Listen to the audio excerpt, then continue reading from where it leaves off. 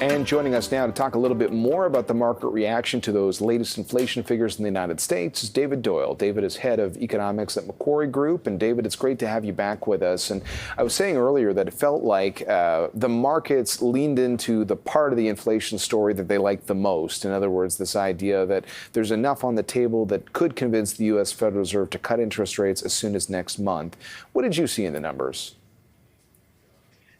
Yeah, John, I think that's a fair point. I think the way the market has looked at it is there's some opportunity over the next few weeks for there to be a significant surprise that could derail the prospect for a Fed cut. And while the sort of the underlying numbers in that report were firm a bit, core CPI surprising a little bit on the upside. The fact that there wasn't a major surprise, I suspect, is partly what's driving the market reaction, leaning even further in the direction of a rate cut in September. And so what do you think the outlook for the economy looks like? Because I think we're throwing all sorts of scenarios out there. I mean, just a couple of weeks ago, you had a weak U.S. jobs report. Of course, we had a weak Canadian jobs report a week ago.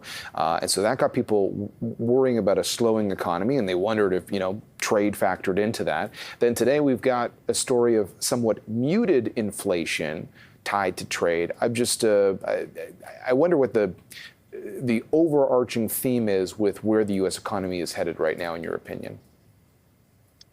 So, yeah, I mean, I think it is a tricky time for the U.S. economy. In the first half of the year, we saw a slowing in final domestic demand to around a 1 to 1.5% pace on a real basis. The consumer, in particular, has softened somewhat. We've seen strength in other areas like tech capex.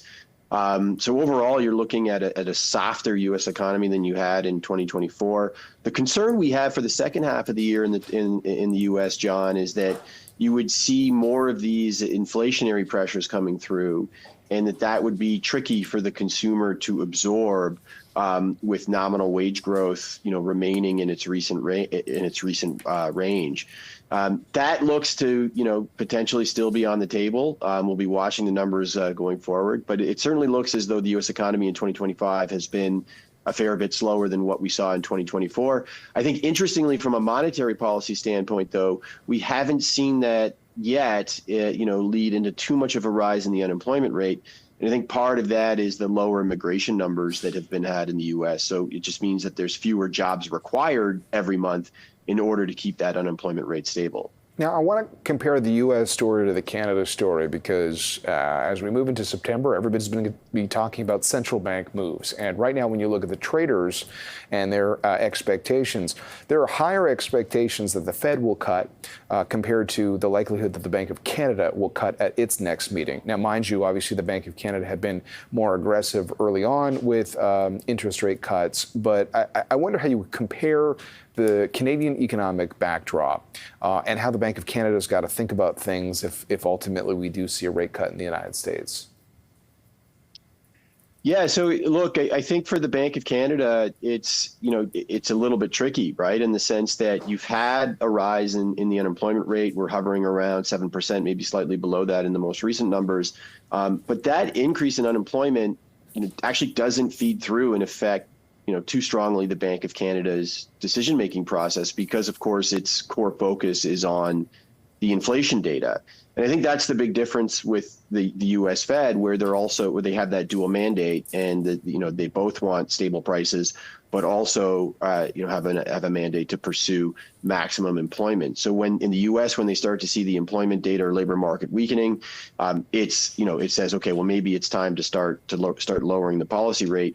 Whereas in Canada, you have much more of a focus from the Bank of Canada just on those inflation numbers. And because the core measures the BOC is focused on are hovering at around 3%, that I think has caused them to hold off on cutting rates. So I think the key numbers for the BOC going forward will again be those monthly CPI numbers. And I think we have one later this month coming up. Okay, and then as we start to see sort of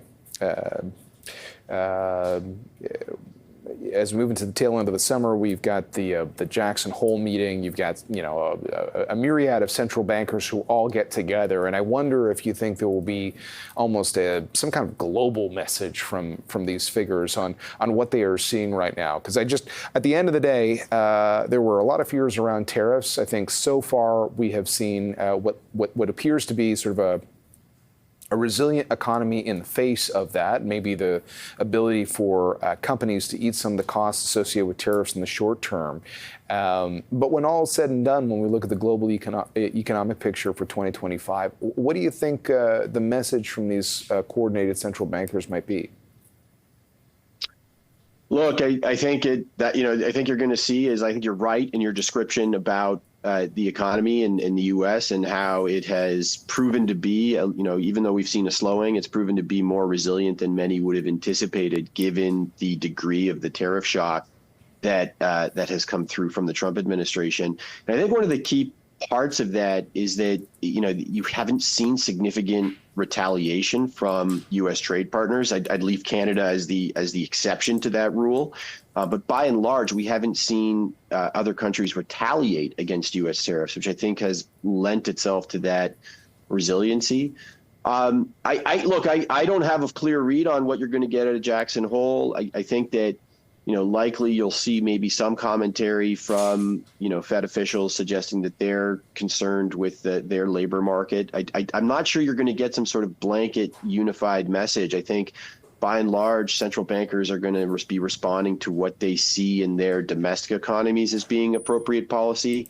I would say, though, and I think, we alluded to this earlier in the conversation, to the extent that you do see the Fed, start to move and lower rates, it could cause, it may lead the Bank of Canada to be more open to rate cuts in Canada. They would have, I think, more, they have an easier time going ahead with cuts if the Fed was also moving. And do you think at the end of the day, what would be your guesstimate at this point in terms of how much the BOC might move this year? I think it wouldn't be a surprise, I think, amongst a lot of Bay Street economists if there was at least one more cut this year. But what would be your thinking?